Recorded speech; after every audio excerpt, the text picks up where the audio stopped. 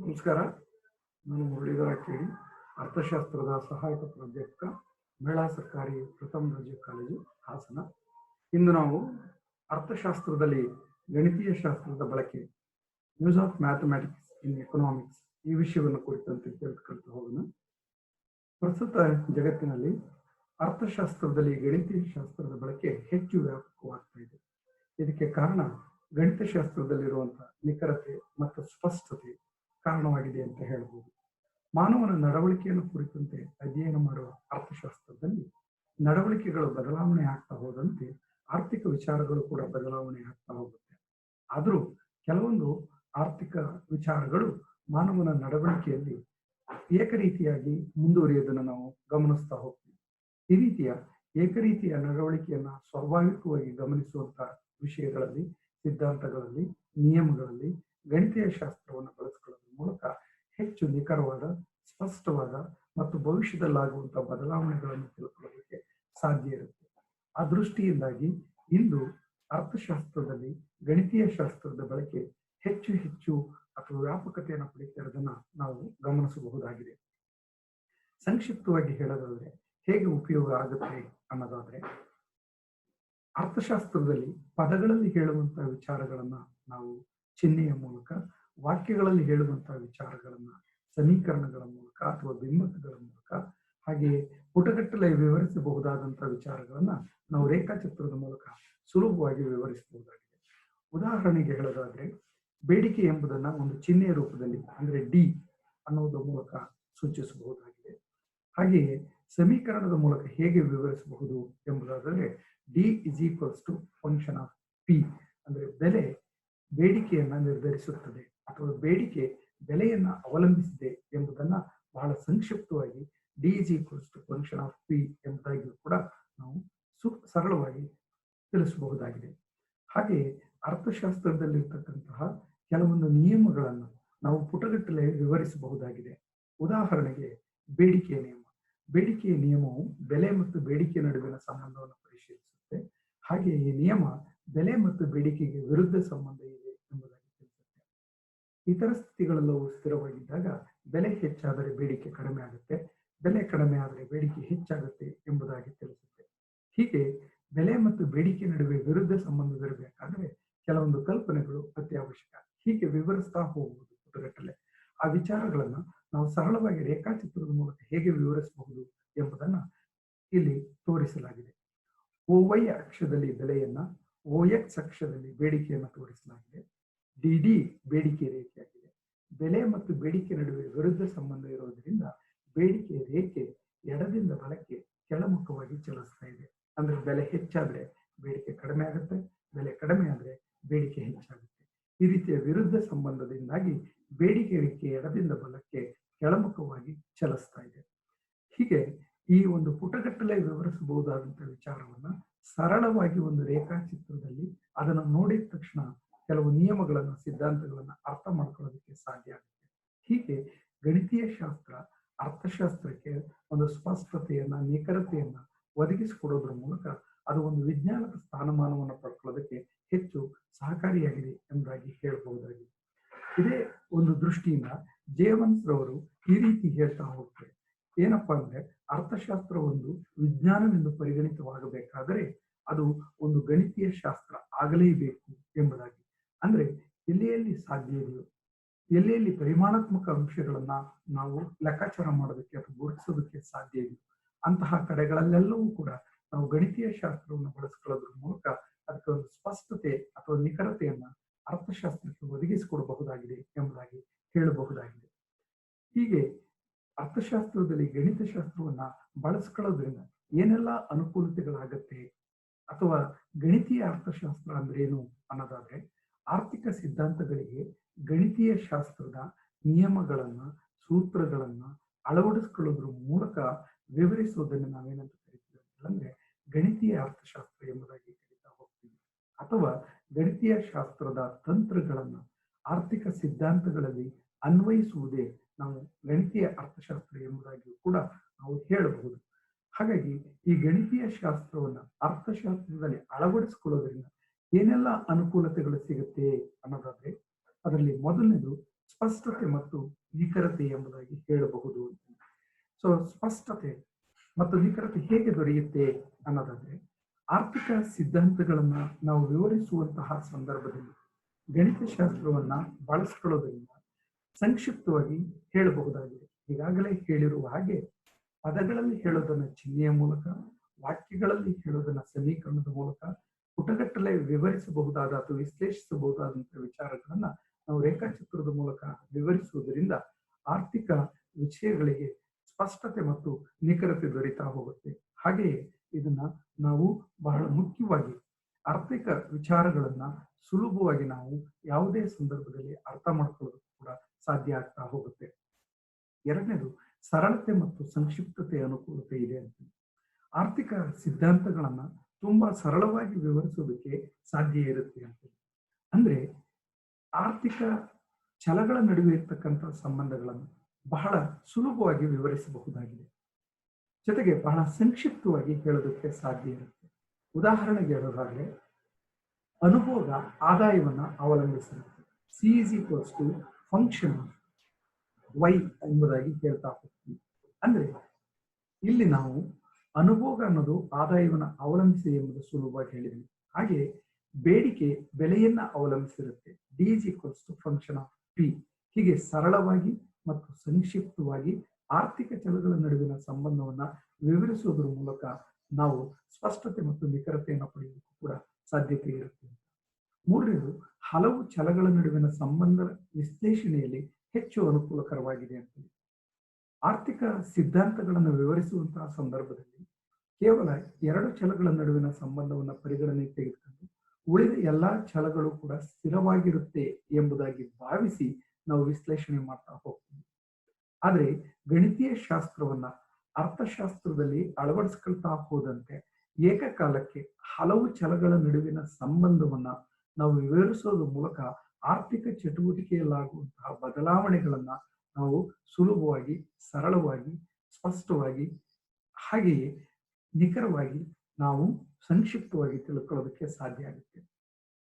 ನಾಲ್ಕನೇ ಒಂದು ಅನುಕೂಲತೆ ಏನಪ್ಪಾ ಅಂದ್ರೆ, ಇಂದು ಗಣಿತೀಯ ಶಾಸ್ತ್ರವನ್ನ ಅರ್ಥಶಾಸ್ತ್ರದಲ್ಲಿ ಬಳಸ್ಕೊಳ್ಳೋದು ಅನಿವಾರ್ಯವಾಗಿದೆ. ಯಾಕೆಂತಂದ್ರೆ ಕೆಲವೊಂದು ವಿಷಯಗಳನ್ನ ನಾವು ಗಣಿತೀಯ ಶಾಸ್ತ್ರದ ನೆರವಿಲ್ಲದೆ ವಿವರಿಸೋದಕ್ಕೆ ಸಾಧ್ಯ ಆಗ್ತಿಲ್ಲ. ಈಗ ಉದಾಹರಣೆಗೆ ಹೇಳೋದಾದ್ರೆ, ಆದಾನ ವಿಧಾನ ವಿಶ್ಲೇಷಣೆ, ಇನ್ಪುಟ್ ಔಟ್ಪುಟ್ ಅನಾಲಿಸಿಸ್, ಹಾಗೆಯೇ ಲೀನಿಯರ್ ಪ್ರೋಗ್ರಾಮಿಂಗ್, ಸರಳ ರೇಖಾ ಬಿಂಬಕ ಕಾರ್ಯಯೋಜನೆ, ಹೀಗೆ ಹಲವಾರು ಆರ್ಥಿಕ ವಿಚಾರಗಳನ್ನ ನಾವು ವಿವರಿಸುವಾಗ ಗಣಿತಶಾಸ್ತ್ರ ಅನಿವಾರ್ಯ. ಗಣಿತಶಾಸ್ತ್ರವನ್ನು ಹೊರತುಪಡಿಸಿ ನಾವು ಅಧ್ಯಯನ ಮಾಡೋದಕ್ಕೆ ಸಾಧ್ಯ ಆಗಲ್ಲ. ಹಾಗಾಗಿ ಕೆಲವೊಂದು ಅರ್ಥಶಾಸ್ತ್ರದ ವಿಚಾರಗಳನ್ನು ನಾವು ಸ್ಪಷ್ಟವಾಗಿ ವಿವರಿಸಬೇಕಾದ್ರೆ ಗಣಿತಶಾಸ್ತ್ರ ಅನಿವಾರ್ಯವಾಗಿರೋದು ಕೂಡ ಇನ್ನೊಂದು ಅದರ ಪ್ರಯೋಜನ ಎಂಬುದಾಗಿ ಹೇಳ್ಬೋದು. ನೆಕ್ಸ್ಟ್, ಐದನೇದು ಪ್ರಾಯೋಗಿಕತೆ. ಅಂದ್ರೆ ಆರ್ಥಿಕ ನಿಯಮಗಳನ್ನ, ಸಿದ್ಧಾಂತಗಳನ್ನ ನಾವು ಪ್ರಾಯೋಗಿಕವಾಗಿ ಒಳಪಡಿಸಿ ಅದರ ನೈಜ ಅಂಶಗಳನ್ನು ಹೊರತರಿಯೋದಕ್ಕೆ ಇದು ಸಾಧ್ಯ ಆಗುತ್ತೆ ಅಂತ. ವೈಜ್ಞಾನಿಕ ಹಿನ್ನೆಲೆಯಲ್ಲಿ ಆರ್ಥಿಕ ಸಿದ್ಧಾಂತಗಳನ್ನು ಗಣಿತೀಯ ತಂತ್ರಗಳನ್ನು ಬಳಸಿ ವಿಶ್ಲೇಷಣೆ ಮಾಡೋದಕ್ಕೆ ಇದು ಸಾಧ್ಯ ಇರುತ್ತೆ. ಉದಾಹರಣೆಗೆ ಹೇಳೋದಾದ್ರೆ, ಪ್ರತಿಫಲ ನಿಯಮಗಳು, returns to scale, input output analysis, ಆದಾನ ವಿಧಾನ ವಿಶ್ಲೇಷಣೆ, ಬಂಡವಾಳ ಉತ್ಪನ್ನ ಅನುಪಾತ, ಕ್ಯಾಪಿಟಲ್ ಔಟ್ಪುಟ್ ರೇಷಿಯೋ, ಹಾಗೆಯೇ ನಾವು ಉತ್ಪಾದನಾಂಗಗಳ ಪ್ರತಿಫಲವನ್ನ ತಿಳಿದುಕೊಳ್ಳುವಂತಹ ಸಂದರ್ಭದಲ್ಲೂ ಕೂಡ ಇದು ಹೆಚ್ಚು ಸಹಾಯವನ್ನ ಮಾಡ್ತಾ ಹೋಗುತ್ತೆ.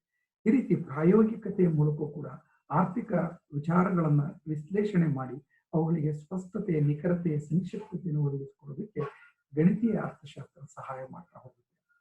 ಹಾಗೆ ರೇಖಾಚಿತ್ರದ ಮೂಲಕ ವಿಶ್ಲೇಷಣೆಯಲ್ಲಿ ಸಹಕಾರಿಯಾಗಿದೆ.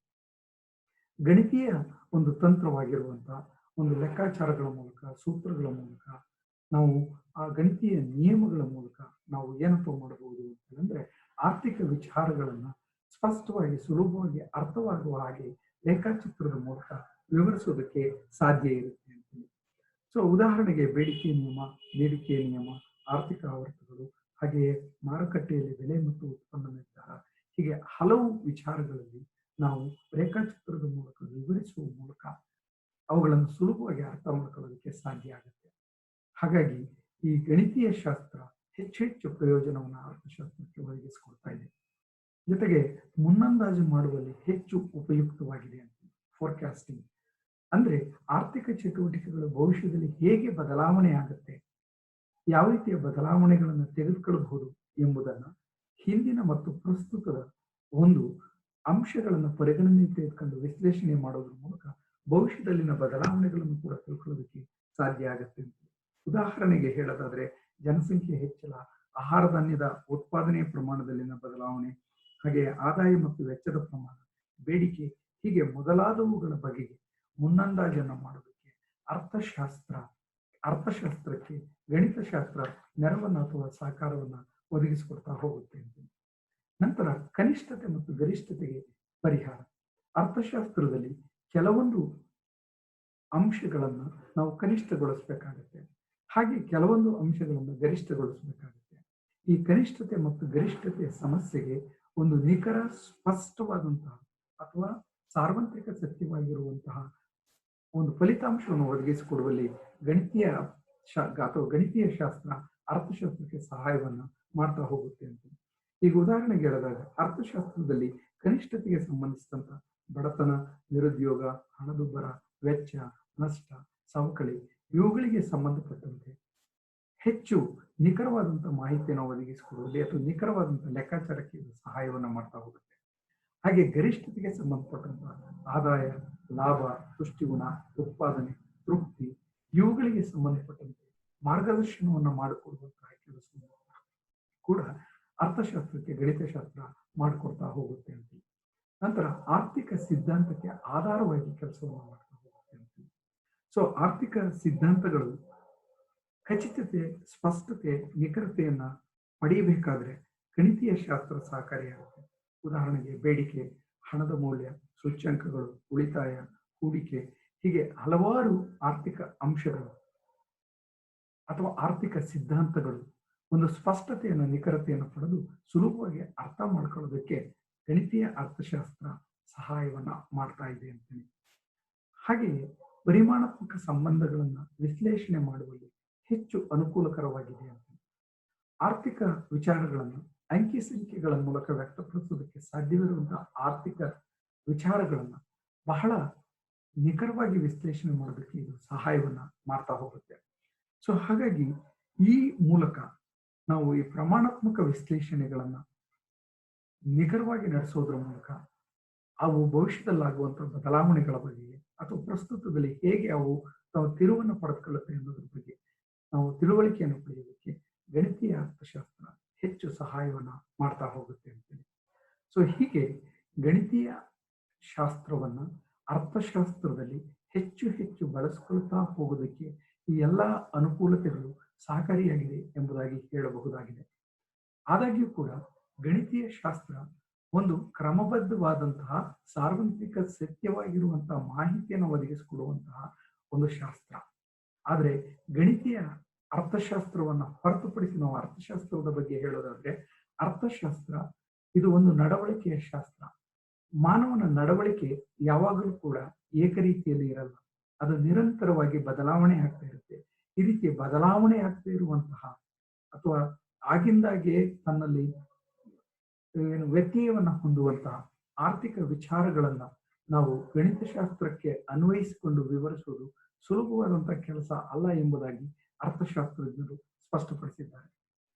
ಈ ಗಣಿತೀಯ ಶಾಸ್ತ್ರವನ್ನ ಅರ್ಥಶಾಸ್ತ್ರದಲ್ಲಿ ಅಳವಡಿಸಿಕೊಳ್ಳುವಂತಹ ಸಂದರ್ಭದಲ್ಲಿ ಏನೆಲ್ಲ ಸಮಸ್ಯೆಗಳನ್ನ ಅಥವಾ ಅನಾನುಕೂಲತೆಗಳನ್ನು ಎದುರಿಸಬಹುದು ಎಂಬುದನ್ನು ಪರಿಶೀಲಿಸೋದಾದ್ರೆ, ಮೊದಲನೇದಾಗಿ ಗುಣಾತ್ಮಕ ಆರ್ಥಿಕ ಅಂಶಗಳ ವಿಶ್ಲೇಷಣೆ ಸುಲಭವಲ್ಲ. ಹಲವಾರು ಗುಣಾತ್ಮಕ ಆರ್ಥಿಕ ಅಂಶಗಳಿದೆ. ಈ ಆರ್ಥಿಕ ಅಂಶಗಳಿಗೆ ಸಂಬಂಧಪಟ್ಟಂತೆ ನಾವು ಸುಲಭವಾಗಿ ವಿವರಿಸುವುದು ಸಾಧ್ಯ ಇಲ್ಲ. ಏಕೆ ಅಂತಂದ್ರೆ ಇವುಗಳನ್ನು ಯಾವುದೇ ಸಂದರ್ಭದಲ್ಲಿ ಅಂಕಿ ಸಂಖ್ಯೆಗಳ ಮೂಲಕ ಅಳತೆ ಮಾಡೋದಕ್ಕೆ ಸಾಧ್ಯ ಇರಲ್ಲ ಅಂತೇಳಿ. ಉದಾಹರಣೆಗೆ ಹೇಳೋದಾದ್ರೆ ಬಯಕೆಗಳು, ತುಷ್ಟಿಗುಣ, ಯೋಗಕ್ಷೇಮ, ಅಭಿರುಚಿಗಳು, ತೃಪ್ತಿ ಇವೇ ಮೊದಲಾದವುಗಳನ್ನು ನಾವು ಸುಲಭವಾಗಿ ಅಳತೆ ಮಾಡೋದಕ್ಕೆ ಸಾಧ್ಯ ಇಲ್ಲ. ಹೇಗೆ ಅಂದ್ರೆ ಒಂದು ವಸ್ತುವನ್ನು ಅನುಭವಿಸಿದ ನಂತರ ಎಷ್ಟು ತೃಪ್ತಿ ಸಿಕ್ಕಿದೆ ಎಂಬುದನ್ನ ನಾವು ಅಂಕಿ ಅಂಶದ ಮೂಲಕ ವ್ಯಕ್ತಪಡಿಸೋದಕ್ಕೆ ಸಾಧ್ಯ ಇಲ್ಲ. ಜೊತೆಗೆ ಎಲ್ಲಾ ವ್ಯಕ್ತಿಗಳೂ ಕೂಡ ಒಂದೇ ಪ್ರಮಾಣದ ತೃಪ್ತಿಯನ್ನ ಸೂಚಿಸಲ್ಲ. ಇಂತಹ ಸಂದರ್ಭದಲ್ಲಿ ನಾವು ನಿಖರವಾಗಿರುವಂತಹ ಒಂದು ಸ್ಪಷ್ಟವಾಗಿರುವಂತಹ ಒಂದು ಸಾರ್ವತ್ರಿಕ ನಿರ್ಧಾರಕ್ಕೆ ಬರುವುದು ಕಷ್ಟ ಆಗುತ್ತೆ. ಆ ಒಂದು ಮಿತಿಯನ್ನು ನಾವು ಗಮನಿಸಬಹುದಾಗಿದೆ ಅಂತ. ಎರಡನೇದಾಗಿ ಗಣಿತೀಯ ವಿಧಾನ ತುಂಬಾ ಕ್ಲಿಷ್ಟವಾದ್ದು ಅಂತ. ಅಂದ್ರೆ ಗಣಿತೀಯ ಶಾಸ್ತ್ರ ಸಾಮಾನ್ಯ ಜನರಿಗೆ ಅರ್ಥ ಆಗಲ್ಲ. ಯಾಕೆಂತಂದ್ರೆ ಗಣಿತೀಯ ಶಾಸ್ತ್ರದ ತಂತ್ರಗಳು ತುಂಬಾ ಸಂಕೀರ್ಣವಾದವು. ಯಾಕೆಂದ್ರೆ ಹಲವಾರು ಸೂತ್ರಗಳನ್ನ, ಹಲವಾರು ನಿಯಮಗಳನ್ನ, ತನ್ನದೇ ಆದಂತಹ ಕೆಲವು ಸಾರ್ವತ್ರಿಕ ಸತ್ಯವಾಗಿರುವಂತಹ ಅಂಶಗಳನ್ನ ಹೊಂದಿರುತ್ತೆ. ಇವುಗಳನ್ನು ಯಾವುದೇ ಸಂದರ್ಭದಲ್ಲಿ ಬದಲಾವಣೆ ಮಾಡ್ಕೊಳ್ಳೋದಕ್ಕೆ ಸಾಧ್ಯ ಇಲ್ಲ. ಇಂತಹ ಸಂದರ್ಭದಲ್ಲಿ ಅವುಗಳನ್ನ ಸದಾ ಬದಲಾವಣೆಯಾಗುವ ಗುಣಲಕ್ಷಣ ಹೊಂದಿರುವ ಆರ್ಥಿಕ ವಿಚಾರಗಳಲ್ಲಿ ಅಳವಡಿಸಿಕೊಂಡು ವಿಶ್ಲೇಷಣೆ ಮಾಡುವಂಥದ್ದು ಸುಲಭವಾದಂಥ ಕೆಲಸ ಅಲ್ಲ. ಮೂರನೇ ಒಂದು ಮಿತಿ ಏನಪ್ಪಾ ಅಂದ್ರೆ ಜನಸಾಮಾನ್ಯರಿಗೆ ನಿಲುಕದ್ದಾಗಿದೆ ಅಂತ. ಆರ್ಥಿಕ ವಿಚಾರಗಳನ್ನ ನಾವು ಬಹಳ ಸುಲಭವಾಗಿ ಸಾಮಾನ್ಯ ಜನರಿಗೆ ಅರ್ಥವಾಗುವಂತಹ ರೀತಿಯಲ್ಲಿ ವಿಶ್ಲೇಷಣಾತ್ಮಕವಾಗಿ ತಿಳಿಸಿಕೊಡಬಹುದಾಗಿದೆ. ಆದ್ರೆ ಗಣಿತೀಯ ವಿಧಾನವನ್ನು ಅಳವಡಿಸಿ ವಿಶ್ಲೇಷಣೆ ಮಾಡೋದು ಬಹಳ ಕಷ್ಟ. ಯಾಕೆಂತಂದ್ರೆ ಗಣಿತೀಯ ವಿಚಾರಗಳು ಸಂಕೀರ್ಣವಾದವುಗಳು. ಅವುಗಳನ್ನ ಅರ್ಥ ಮಾಡ್ಕೊಳ್ಳೋದಕ್ಕಾಗಿ ವಿಶೇಷ ಪರಿಣಿತಿ ಬೇಕಾಗುತ್ತೆ. ಆದ್ರೆ ಸಾಮಾನ್ಯ ಜನರಿಗೆ ಇದು ಸಾಧ್ಯ ಇರಲ್ಲ. ಇದರಿಂದಾಗಿ ಈ ಗಣಿತೀಯ ಒಂದು ತಂತ್ರಗಳನ್ನ ಅರ್ಥಶಾಸ್ತ್ರದಲ್ಲಿ ಅಳವಡಿಸಿಕೊಂಡು ವಿಶ್ಲೇಷಣೆ ಮಾಡಿರುವಂತಹ ವಿಚಾರಗಳನ್ನ ಸಾಮಾನ್ಯ ಜನರಿಗೆ ಹೇಳೋದಕ್ಕೆ ಹೋದ್ರೆ ಬಹಳ ಕಷ್ಟ ಆಗುತ್ತೆ. ಜೊತೆಗೆ ಅರ್ಥಶಾಸ್ತ್ರದಲ್ಲಿರುವಂತಹ ಕೆಲವೊಂದು ಅರ್ಥಶಾಸ್ತ್ರದ ಪದಗಳು ಸಾಮಾನ್ಯ ಜನರಿಗೆ ಅರ್ಥ ಆಗ್ತಾ ಹೋಗಲ್ಲ. ಉದಾಹರಣೆಗೆ ಹೂಡಿಕೆ ಇರ್ಬೋದು, ಅಥವಾ ವೇಗೋತ್ಕರ್ಷ ಇರ್ಬೋದು, ಅಥವಾ ಗುಣಕ ಇರ್ಬೋದು, ಅಥವಾ ತುಷ್ಟಿಗುಣ ಇರ್ಬೋದು. ಈ ರೀತಿ ಪದಗಳನ್ನು ಹೇಳಿದಾಗ ಅವುಗಳನ್ನು ಸ್ಪಷ್ಟವಾಗಿ ಅರ್ಥ ಮಾಡ್ಕೊಳ್ಳೋದು ಕಷ್ಟ ಆಗ್ತಾ ಹೋಗುತ್ತೆ. ಹಾಗೆಯೇ ಇನ್ನೊಂದು ಪ್ರಮುಖವಾದಂಥ ಮಿತಿ ವಿಶೇಷ ಪರಿಣಿತಿ ಅಗತ್ಯತೆ ಇರುತ್ತೆ ಅಂತ. ಅಂದ್ರೆ ಗಣಿತೀಯ ಒಂದು ತಂತ್ರವನ್ನ ಅಳವಡಿಸ್ಕೊಳ್ಬೇಕಾದ್ರೆ ಅವುಗಳ ಬಗ್ಗೆ ಸಾಕಷ್ಟು ತಿಳುವಳಿಕೆ ಬೇಕಾಗುತ್ತೆ. ಹಾಗೆ ಆರ್ಥಿಕ ಸಿದ್ಧಾಂತ ಮತ್ತು ನಿಯಮಗಳನ್ನು ಅರ್ಥ ಮಾಡ್ಕೊಳ್ಬೇಕಾಗಿರುತ್ತೆ.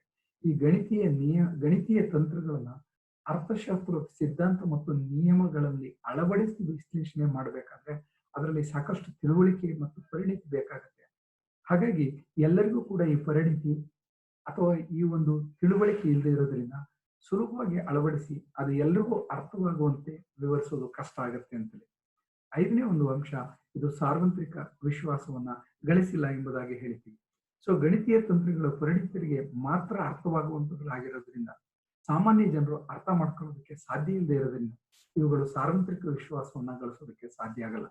ಕೆಲವೊಂದು ಸಂದರ್ಭಗಳಲ್ಲಿ ಸಾಮಾನ್ಯ ತಿಳುವಳಿಕೆ ಪಡೆದಿರುವಂತಹ ಅಥವಾ ವಿದ್ಯಾವಂತರಾಗಿರುವಂತಹ ಜನರಿಗೂ ಕೂಡ ಕೆಲವೊಂದು ಸಂದರ್ಭಗಳಲ್ಲಿ ಈ ಗಣಿತೀಯ ತಂತ್ರಗಳು ಅಥವಾ ಗಣಿತೀಯ ಅಂಶಗಳು ಅರ್ಥಶಾಸ್ತ್ರದೊಂದಿಗೆ ಬೆರೆತಾಗ ಸುಲಭವಾಗಿ ಅರ್ಥ ಮಾಡ್ಕೊಳ್ಳೋದಕ್ಕೆ ಸಾಧ್ಯ ಆಗಲ್ಲ.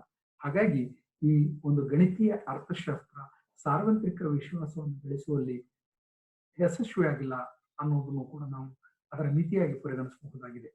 ಹೀಗೆ ಒಟ್ಟಿನಲ್ಲಿ ಗಣಿತೀಯ ಅರ್ಥಶಾಸ್ತ್ರ ನಾವು ಬಹಳ ಯಶಸ್ವಿತವಾದಂತಹ ಒಂದು ಶಾಸ್ತ್ರ ಎಂದು ಪರಿಗಣಿಸಿದ್ರೂ ಕೂಡ ಗಣಿತೀಯ ತಂತ್ರಗಳನ್ನ ಅರ್ಥಶಾಸ್ತ್ರದಲ್ಲಿ ಬಳಕೆ ಮಾಡ್ಕೊಳ್ಳೋದಕ್ಕಿರುವಂತಹ ಕೆಲವೊಂದು ನೀತಿಗಳು ಅದರ ಬೆಳವಣಿಗೆಗೆ ಎಲ್ಲೋ ಒಂದು ರೀತಿಯಲ್ಲಿ ಅಡ್ಡಿಯಾಗಿದೆ ಅಥವಾ ಅದನ್ನು ಅರ್ಥ ಮಾಡ್ಕೊಂಡು ಅದನ್ನು ಜನಪ್ರಿಯಗೊಳಿಸೋದಕ್ಕೆ ಸಾಧ್ಯ ಆಗ್ತಿಲ್ಲ ಎಂಬುದಾಗಿಯೂ ಕೂಡ ಹೇಳಬಹುದಾಗಿದೆ. ಇಷ್ಟೆಲ್ಲದರ ನಡುವೆಯೂ ಕೂಡ ನಾವು ಈ ಅರ್ಥಶಾಸ್ತ್ರದಲ್ಲಿ ಗಣಿತೀಯ ತಂತ್ರಗಳನ್ನು ಬಳಸ್ಕೊಳ್ಳೋದ್ರ ಮೂಲಕ ಅಭಿವೃದ್ಧಿಯ ಹಂತದಲ್ಲಿ, ಬೆಳವಣಿಗೆಯ ಹಂತದಲ್ಲಿ ಭವಿಷ್ಯದಲ್ಲಿನ ಬದಲಾವಣೆಗಳನ್ನ ನಾವು ಗುರುತಿಸುವಲ್ಲಿ, ಹಾಗೆ ನಿಖರತೆ ಮತ್ತು ಸ್ಪಷ್ಟತೆ ಹೊಂದಿರುವಂತಹ ಕ್ಷೇತ್ರಗಳಲ್ಲಿ ಅದನ್ನು ಹೆಚ್ಚು ಬಲಿಷ್ಠಗೊಳಿಸುವುದರ ಮೂಲಕ ಅಭಿವೃದ್ಧಿಗೆ ಪೂರಕವಾಗುವ ಹಾಗೆ ಆ ಮೂಲಕ ಆ ಅಭಿವೃದ್ಧಿಯ ಫಲಗಳು ಅಥವಾ ಪ್ರಯೋಜನಗಳು ಸಾಮಾನ್ಯ ಜನರಿಗೆ ತಲುಪುವ ಹಾಗೆ ಮಾಡಬಹುದಾಗಿದೆ. ಹಾಗಾಗಿ ಈ ಕ್ಷೇತ್ರದಲ್ಲಿ ಪರಿಣಿತಿ ಹೊಂದಿರುವಂತಹ ಜನರು ಎಲ್ಲಿ ಅಗತ್ಯತೆ ಇರುತ್ತೋ, ಅನಿವಾರ್ಯ ಇರುತ್ತೋ ಅಂತ ಕ್ಷೇತ್ರಗಳಲ್ಲಿ ಬಳಸ್ಕೊಂಡು ಆ ಮೂಲಕ ದೇಶದ ಜನರ ಏಳಿಗೆಗಾಗಿ ಅಥವಾ ಬಡ ಜನರ ಅಥವಾ ಆರ್ಥಿಕವಾಗಿ ಹಿಂದುಳಿದಿರುವ, ಸಾಮಾಜಿಕವಾಗಿ ಹಿಂದುಳಿದಿರುವಂತಹ ಜನರಿಗೆ ನಾವು ಹೆಚ್ಚು ಪ್ರಯೋಜನಗಳನ್ನು ತಲುಪಿಸುವಂತಹ ನಿಟ್ಟಿನಲ್ಲಿ ಪ್ರಯತ್ನಗಳನ್ನ ಮಾಡೋದಕ್ಕೆ ಇದು ಸಹಾಯವನ್ನ ಮಾಡುತ್ತೆ ಅಥವಾ ಅನುಕೂಲತೆಯನ್ನು ಮಾಡಿಕೊಡುತ್ತೆ ಎಂಬುದಾಗಿ ಹೇಳಬಹುದಾಗಿದೆ. ನಮಸ್ಕಾರ.